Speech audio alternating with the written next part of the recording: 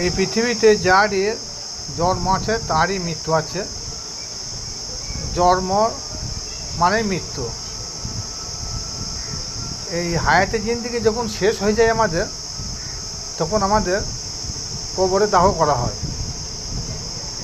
আজ থেকে 1400-1450 বছর আগে থেকে শুনে আসছি যে প্রত্যেকটা মানুষ যখন মৃত্যুবরণ করে, কবরে আজাব, যদি পাপি বান্ধা হয় কবরে আজাব হবে। অর্থাৎ যে কোনো মায়েরতে যখন কবরে দাফন করা হয়, দাফন কর্ম শেষ করার পর যখন বাড়ি ফিরে আসে, তখন কবরে দুজন ফেরেশতা তাদেরকে সওয়াল জবাব করে, মান রব্বুকা মান দিনুকা, মান রব্বুকা মান দিনুকা মান নবিয়ুকা। কিন্তু এটা হাদিসে যদিও সত্য, কিন্তু সুফিবাদ লোকেরা এটাকে মানতে চায় না। কারণ কবরে আজাব সত্য, কিন্তু মাটির কবরে আজাব নয়। দেহ কবরের আজাবের কথা আল্লাহওয়ালা লোকরা, আল্লাহর ওলিরা এটাই সিদ্ধান্ত, চূড়ান্ত চরম সিদ্ধান্ত এটাই।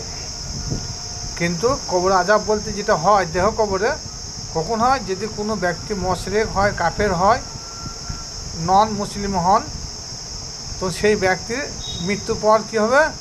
মৃত্যুর সময় তাকে মুখে প্রচণ্ড আঘাত হানতে থাকে, পিঠে প্রচণ্ড আঘাত হানতে থাকে। কি হয়? তখন সে ছটফট করে। সুফিবাদে এইটাই হচ্ছে কবরে আজাব, এইটাই দেহ কবরে আজাব।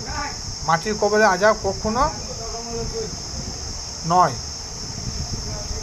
এই কথাটা সূরা মুহাম্মদে, এই কথা সূরা মুহাম্মদে 27 নম্বর আয়াত আছে, সূরা আনফলে 50 নম্বর আয়াত আছে, সূরা আনামের 93 নম্বর আয়াত আছে। এই তিনটি জায়গায় এই কথাটা আছে যে মানুষ যখন কাফের মুশরিক মৃত্যুবরণ করবে, তাদের মুখে প্রচণ্ড আঘাত হয় আর পিঠে আঘাত দেওয়া হয়। তখন দেখবেন মৃত্যুর সময় এক সম্প্রদায়ের মানুষ আছে যারা ওই সম্প্রদায়ে পড়ে যায়, মুশরিক এবং কাফের, তারা ছটফট করতে থাকে, কোনো ওষুধের তো কার্যকারী হয় না। এইটাই হলো দেহ কবরের আজাব, এইটাই আজাব। আল্লাহ পাক রব্বুল আলামিন এই কবরের কথাই বলেছেন, কিন্তু আমাদের বোঝানোর ভুল, বোঝার ভুল, আর যারা বলে এসেছেন তাদেরও বলতে ভুল।